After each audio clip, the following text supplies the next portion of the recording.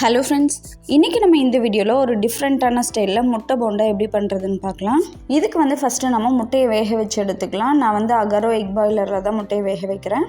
இதில் ஒரு 60 ml அளவுக்கு தண்ணியை ஊற்றிட்டு நம்ம இதில் முட்டையை வச்சிடலாம். முட்டை கிராக் ஆகாமல் இருக்கிறதுக்காக மேலே இந்த மாதிரி ஒரு ஹோல் போட்டு நம்ம இதில் வேக வச்சு எடுத்துக்கலாம். இந்த அகரோ எக் பாய்லரோட லிங்க்கை டிஸ்கிரிப்ஷனில் கொடுத்துருக்கேன், வேணுன்றவங்க செக் பண்ணிக்கோங்க. இப்போ பார்த்திங்கன்னா நமக்கு ஒரு 6 minutesலேயே நம்மளோட முட்டை நல்லா சூப்பராக வெந்து ரெடி ஆகிடுச்சு. நம்ம வேக வச்சுருந்த முட்டை நல்லா ஆறின பிறகு இந்த மாதிரி துருவி எடுத்துக்கோங்க. அடுத்ததாக ஒரு ஃப்ரை பேனில் 2 டேபிள் ஸ்பூன் அளவுக்கு எண்ணெய் ஊற்றிட்டு அதில் 2 பெரிய வெங்காயத்தை இந்த மாதிரி நீளமாக கட் பண்ணி வதக்கிக்கோங்க. வெங்காயத்தை ஒரு 2லேருந்து 3 நிமிஷம் நல்லா வதக்கின பிறகு அதில் ஒரு கொத்து கருவேப்பிலையிலையே நல்லா பொடியாக நறுக்கி சேர்த்துக்கோங்க. 2 பச்சை மிளகாயை பொடியாக நறுக்கி சேர்த்துக்கலாம். கூடவே ஒரு டீஸ்பூன் இஞ்சி பூண்டு பேஸ்ட்டையும் சேர்த்து நல்லா வதக்கிக்கோங்க. இப்போது இந்த வெங்காயம் நல்லா கலர் சேஞ்ச் ஆகி வர வரைக்கும் நம்ம வதக்கிக்கலாம்.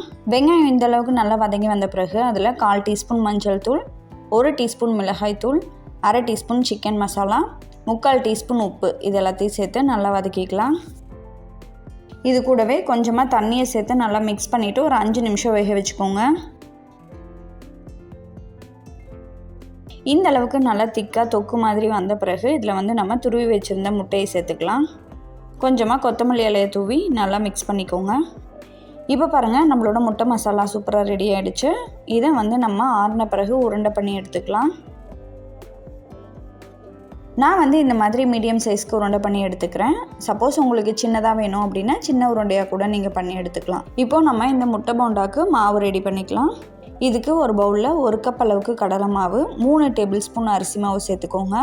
இது கூடவே 1 டீஸ்பூன் உப்பு, 1/4 டீஸ்பூன் மஞ்சள் தூள், 1 டீஸ்பூன் மிளகாய் தூள், கொஞ்சமாக பெருங்காயப்பொடி, 2 சிட்டிகை அளவுக்கு சோடா உப்பு இது எல்லாத்தையும் சேர்த்துட்டு இது கூட நம்ம தண்ணியை ஊற்றி நல்லா கலந்துக்கலாம்.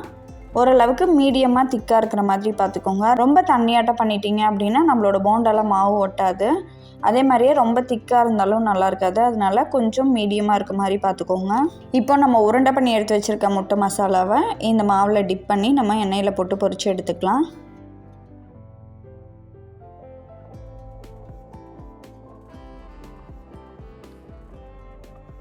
ஒரு டிஃப்ரெண்ட்டான ஸ்டைலில் சூப்பராக முட்டை போண்டா ரெடி ஆகிடுச்சு. ரொம்பவே டேஸ்டியாக இருந்தது. கண்டிப்பாக நீங்களும் உங்கள் வீட்டில் ட்ரை பண்ணி பாருங்கள். உங்களோட ஃபீட்பேக்கை கமெண்ட்டில் சொல்லுங்கள். இந்த எக் பாய்லரோட லிங்க் நான் டிஸ்கிரிப்ஷனில் கொடுத்துருக்கேன், வேணுன்றவங்க செக் பண்ணிக்கோங்க.